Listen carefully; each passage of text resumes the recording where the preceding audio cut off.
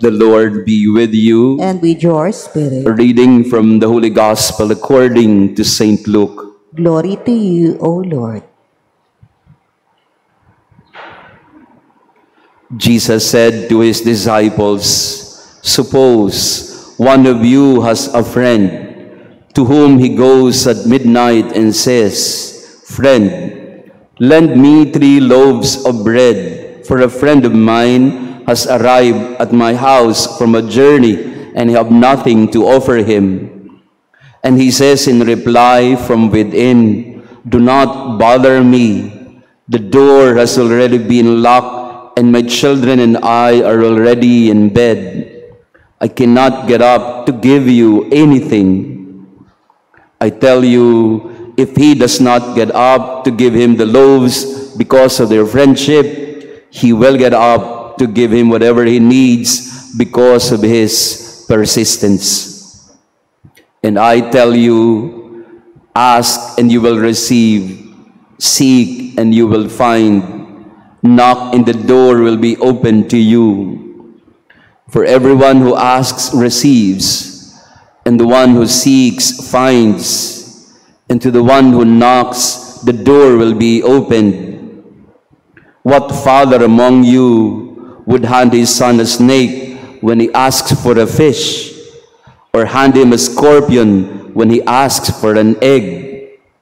If you then, who are wicked, know how to give good gifts to your children, how much more will the Father in heaven give the Holy Spirit to those who ask him?"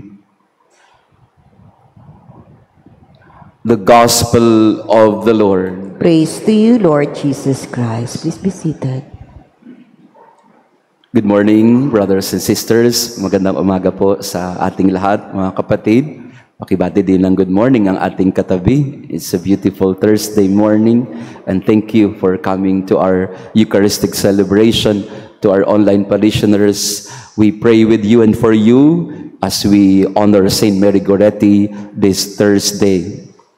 Yung ebanghelyo po natin ngayong umaga, naranasan ko po ito kahapon on my way to the retreat house. As you may very well know, for some of you, I am facilitating a retreat of the Diocese of Pasig clergy at this moment. So after this Mass also, after our healing session, I'll go right away. I'll go back to the retreat house. And because I did not take my breakfast yet, I lined up for a drive-thru somewhere in Tagaytay. Medyo mahaba yung pila ng mga nag-drive-thru at meron pong lumapit na isang lola. Nagtitinda ng mani. Hindi ko siya pinapansin kasi I'm trying to prepare for the input for the retreat. And pangalawa, meron akong mga ibang bagay na iniisip. Tumakatok siya sa sasakyan, pinapakita yung kanyang tindang mani, peanuts, but I was not minding her. Medyo mahaba yung pila, siguro mga 5 kotse, kaya naghihintay siya. And finally, I opened the car window and I was telling her, "Nanay, hindi ko po kailangan ng mani." At sinara ko ulit yung bintana. Pero hindi talaga siya tumigil. No? Talagang hindi siya maalis. Nakalagay lang yung mani sa may harapan. And she was just standing and pleading for. So hindi ko rin po pinansin. Matigas ang puso ko eh. So, eventually, nag-order po ako ng corned beef na paborito ko. At nung nandun ako sa magbabayad na, kala ko kaya ko. Nung nagbabayad na ako, nandun ulit si Lola. Kaya kung gusto po ninyo ng mani, marami ho akong mani. Pinakyaw ko na lang yung mani ni Lola at sabi ko sa kanya, "Oh Lola, umuwi na ho kayo. Magkano ho ba lahat yan?" At kailangan kong pakyawin. Nabudol ho ako. Pero tama din naman yung ebanghelyo natin ngayon. Persistence. Perseverance. If they won't listen to you for friendship or for kinship, maybe they will listen to you or he will listen to you because of your perseverance. Sa atin pong misa ngayon at sa araw-araw na misa po natin, napakarami po nating pinagdadasal. And thank you for those of you who responded to our new way of giving your petitions for our Mass. Aralin niyo po yung Google form kasi kung gusto po ninyo magpamisa, for example, online, marunong ho kayo sa Google form. Baka may mga lola na hindi. Yeah. Mas madali po yun kasi isusulat nyo doon yung mga particular intentions ninyo. Mas madali nating mapagsasama-sama. Instead of just putting it in the comment section of our online Mass, why don't you do that? Yung sa Google form, ilagay po ninyo doon yung inyong mga intentions so that we can pray for them. And for those of you who would like to pray for the souls of your faithful departed, we also have some envelopes for the souls. Perseverance in prayer. Importante po ito. Kailangan hindi tayo sumuko. Hindi tayo dapat na magpatalo sa kawalan ng pag-asa. The Lord listens to our prayers. Ask, ask. Always ask. Not because we are needy. We ask, we seek, we knock because we believe. Do not make your need as the primary reason for asking and seeking and knocking. Not your need, but your belief and faith in the God who will listen to what you ask for, what you pray for. Minsan po sa buhay natin, talagang may hindi ka agad nabibigay. No? Minsan may kausap po ako sa inyo na talagang hirap na hirap sa status niya sa trabaho. Talagang nagpapadasal po siya sa akin na, Father, you pray naman na makahanap na tanggapin ako doon sa aking bagong work na ina-applyan. Andito po siya ngayon, somewhere dyan. No, talagang tsinaga namin sa dasal, no? Kasi sabi niya, Father, ayoko na dito sa present employment ko. Talagang hindi ako masaya. Gusto ko talagang makahanap at makalipat. But help me pray for this intention. So ako naman po, I always promise prayers. Yes, yes, we will pray. Let us pray together.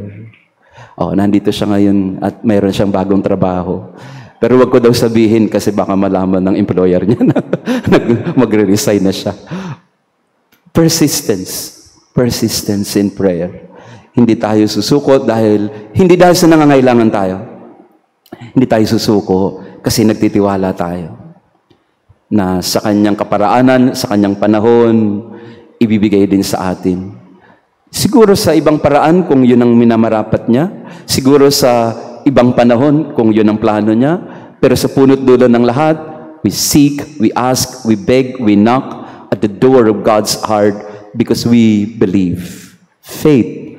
Faith is the only reason and motivation for coming to the Lord. Not our needs. Because if you begin with your need, it's always selfish. It's all about you. No, it's not about you. Prayer is not about you. Prayer is turning to God. And it is God who knows what you need. Don't present to Him your needs because you are needy. Present to Him your needs like a child because He is your Father. And as Jesus tells us in the Gospel, what father would not give his child a bread or an egg if he asked for it? Bibigyan ba niya ng alakdan? Bibigyan niya ba ng ahas ang kanyang anak? No. He may not give the wheat bread, pero siguro ibibigay niya pandesal. Siguro hindi man niya bibigay ng itlog, pero bibigyan niya siguro ng ham. We don't know. But the Father who listens to our prayer certainly will heed and listen to our plea and to our prayer. Kaya dito po sa misa natin ngayong umaga, through the intercession of Santa Maria Goretti, San Padre Pio, and San Ezequiel Moreno, once again, we come to the Lord. Lord, I ask, I seek, and I knock, because you promised us, whoever seeks will find, whoever asks will receive, and whoever knocks, the door will be open. Maraming salamat ulit sa inyong pagdalo sa ating banal na misa. To our online parishioners, thank you also for praying with us. Again, a reminder para po mas madali sa amin na ilapit sa Panginoon ang inyong mga dasal, use the Google form. Sa comment section po kasi, kailangan pa naming isegregate yung for the soul, for the health, for the good health, for this and that intention. Pero pag sa Google form, nalalagay na po natin sa kanilang category. Because we are serious about praying for you and praying with you. Kung hindi po kayo marunong sa Google form sa online, paturo na lang po kayo sa mga bata, no? Kasi mas alam nila yon. And also, let us pray for the souls of our faithful departed. We have envelopes for the soul available in our office. And napaayos na po natin yung image po ni San Martin de Porres. Dinala na po last, I think, 2 days, 3 days ago.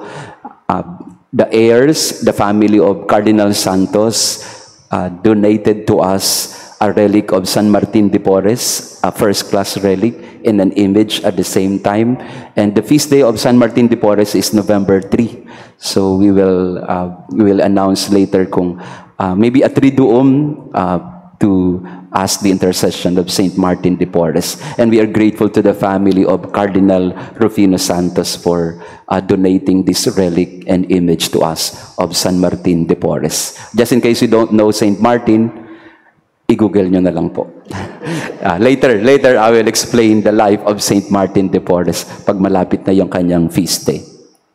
The Lord be with you. And with your spirit. And may our loving God bless you and your family, the Father, the Son, and the Holy Spirit. Amen. Our Mass has been offered. Go in peace to love and serve the Lord. Thanks be to God.